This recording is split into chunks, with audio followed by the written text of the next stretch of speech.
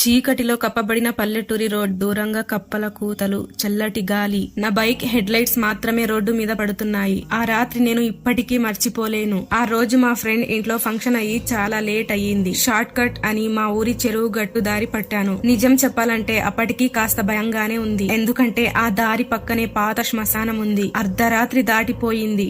Sudden గా నా bike ఆగిపోయింది. ఏంటని చూస్తే పెట్రోల్ అయిపోయింది. చుట్టూ చిమ్మ చీకటి. ఫోన్ తీసి వెంటనే నా ఫ్రెండ్ సూరికి కాల్ చేశాను. అరే సూరి, త్వరగా రారా, చెరువు గట్టు దగ్గర నా బైక్ ఆగిపోయింది అని అన్నాను. అవతల నుంచి వాడి గొంతు కొంచెం డిస్టర్బ్ అవుతూ వినబడుతోంది. ఒరే, ఈ టైంలో ఆ దారిలోకి ఎందుకు వెళ్ళావురా? సరే, నేను ఇప్పుడే ఇంట్లో నుంచి బయలుదేరుతున్నా, 5 నిమిషాలు అక్కడే ఉండు అని ఫోన్ కట్ చేశాడు. నేను బైక్ మీద కూర్చొని ఎదురు చూస్తున్నాను. గాలి శబ్దం తప్ప ఇంకేం వినబడటం లేదు. కానీ కొద్దిసేపటి తర్వాత రోడ్డు పక్కన ఉన్న పొదల్లో నుంచి ఎవరో నడుచుకుంటూ వస్తున్న శబ్దం వినిపించింది. ముందు సూరిగాడే అనుకున్నా. ఒరే సూరి, అప్పుడే వచ్చేసావా అని అడిగాను. కానీ పొదల చాటు నుంచి బయటకి వచ్చింది మాత్రం ఒక ముసలాయన. నల్లటి కంబళి కప్పుకొని చేతిలో పాత ల్యాంటిన్. మొహం సరిగ్గా కనిపించడం లేదు. అతను నెమ్మదిగా నా దగ్గరికి వచ్చి, ఏం తమ్ముడు, బండి ఆగిపోయిందా అన్నాడు. ఆ గొంతు వినగానే ఎందుకో నా ఒళ్ళు జలధరించింది. నేను భయాన్ని దాచుకుంటూ, అవును తాత, మా ఫ్రెండ్ వస్తున్నాడు అన్నాను. అప్పుడు ఆ ముసలాయన మెల్లగా నవ్వి శ్మశానం వైపు చూపించాడు. నా ఇల్లు ఇక్కడే తమ్ముడు, కాస్త బైక్ లైట్ అటు తిప్పవా అన్నాడు. నేను బైక్ హ్యాండిల్ ని శ్మశానం వైపు తిప్పాను.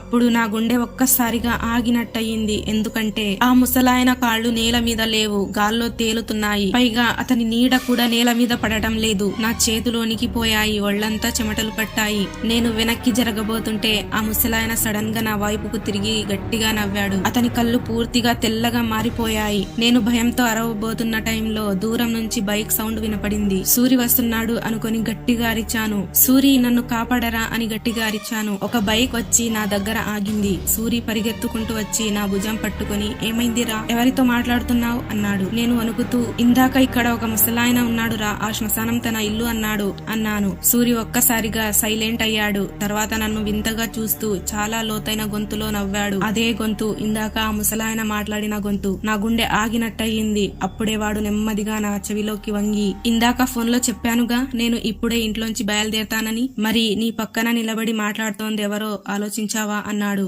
అంతే, బైక్ లైట్ ఒక్కసారిగా ఆగిపోయింది. తర్వాత ఏం జరిగిందో పార్ట్ 2లో చూడండి.